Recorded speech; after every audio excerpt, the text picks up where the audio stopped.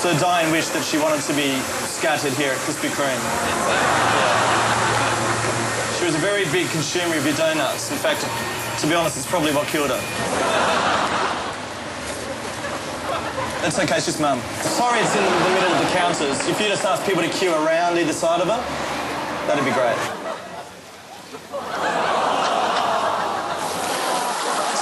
Sorry. It's my mother. It was in bold print in the will. She was very specific about it. On the mat? Thank you so much. I really appreciate that. And can I get a donut to go?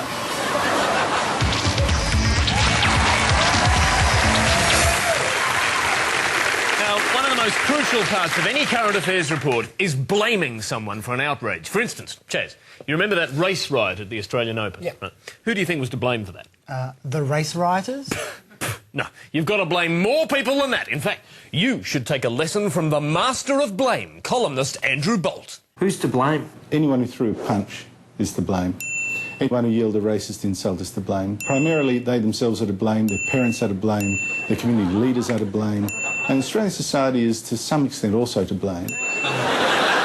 Well, damn you, everyone. You should be ashamed of yourselves. Now, what we saw there, Andrew, was a great list of menaces to society. And a current affair needs all the menaces it can get, because if you look at the current affairs tally board for 2007, they're trailing tonight 34 menace to society stories of 24. But never fear, a current affair are more than holding their own in the crucial mindless celebrity fluff category. 69 stories to 34. It's an average of one a day. Very impressive. But where the tension really builds is in the old people screwed over category. It's neck and neck at 9 stories all there. So if you're an old person who's been banned from knitting, Tonight wants you now. On to today's lesson now. The one thing everyone involved with the current affairs show has in common, from the targets to the reporters to the viewers, is humiliation. Take, for instance, this man on a current affair. Now, his name's Harley. He's a bit overweight, and ACA wanted to find out how many kilos he was, for his own good, of course, naturally. So what's the most dignified way to do that on national television? With no scales big enough to check Harley's weight, we've brought him here to a horse stable for a weigh-in. It was probably the most humiliating time of my life so far. What, being weighed on horse scales or appearing on a current affair?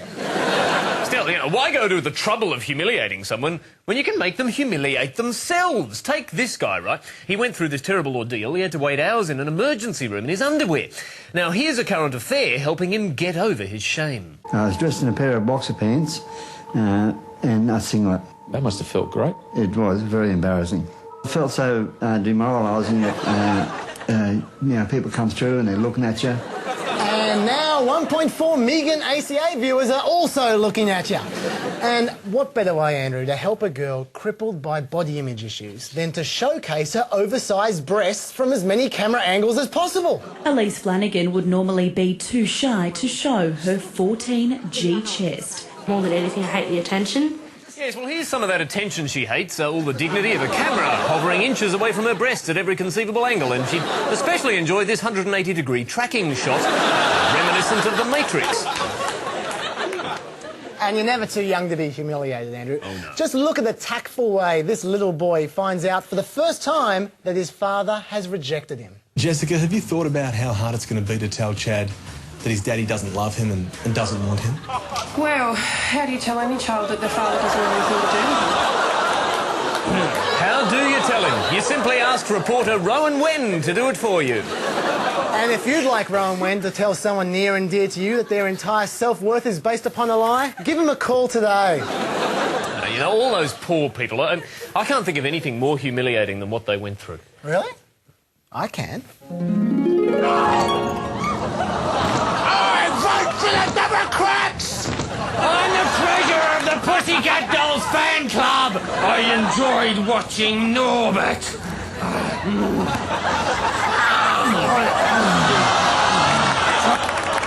want to have sex with my own parents!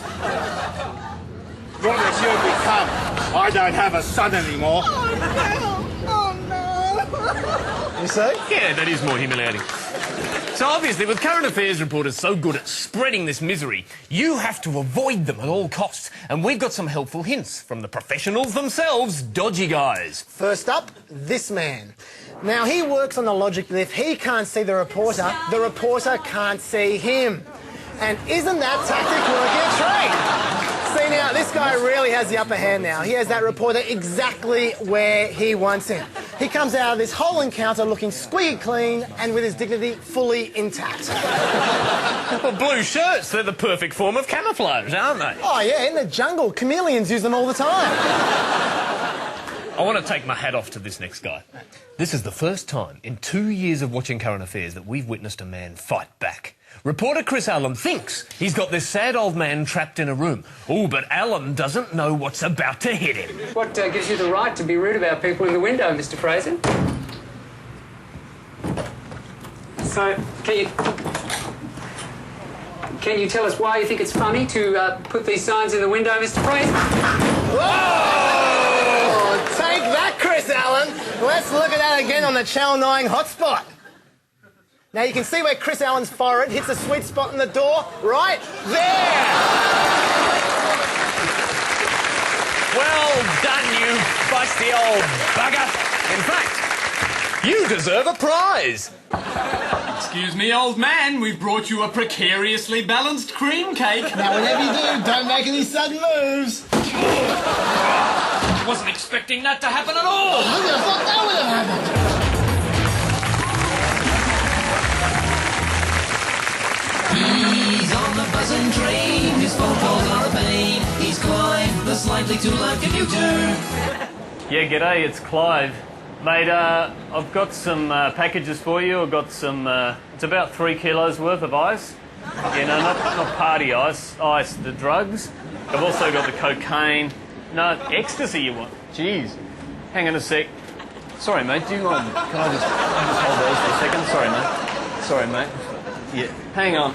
It might be in the bottom pocket, if it's anywhere. Oh, shit. Oh, Jesus. Sorry, darling. He's Clive, the slightly too loud commuter. All right, let's get into it. The first problem to fix this week is Chaz's smell. Jeez, he really needs a bath, He doesn't does, he? particularly after that poo-pashing sequence earlier, doesn't it? But you can't just take a bath willy-nilly nowadays. Water's just too expensive. Unless you're a big corporation like Coca-Cola. Now, Coke gets its water on the cheap from a company who pays only $2.40 for 1 million litres, while normal people pay $1,000 for the same amount. Sounds a bit unfair to me. Well, sounds like Coke should probably share some of that cheap water around.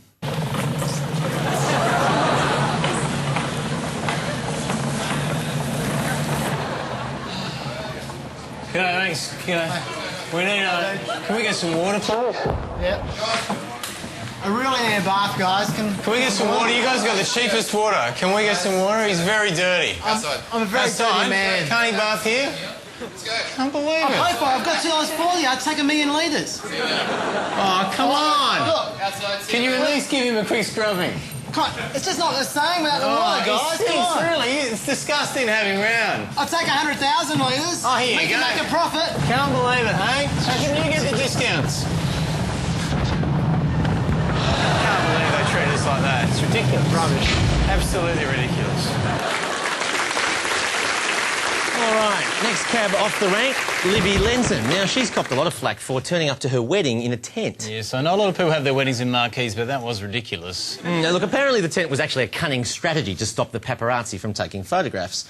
But I still snuck a camera in regardless, and what a beautiful wedding it was. Here's the happy couple cutting the wedding cake. There they are, doing the bridal waltz, lovely moments. And, of course, in the honeymoon suite later as well.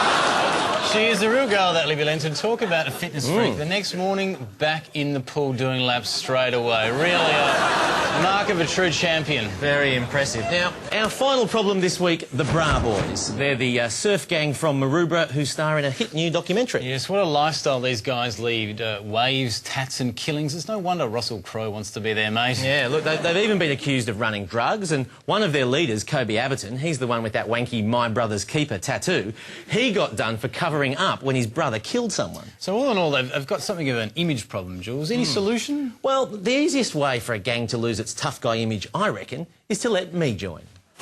You guys are the Bra Boys? I want to join up to the Bra Boys. I haven't got my bra. I've got my bra here. Can I join up to the Bra Boys? No? It's a perfect bra. Look, it's even got a pouch hiding the gear. Look at that. It's good. Yeah.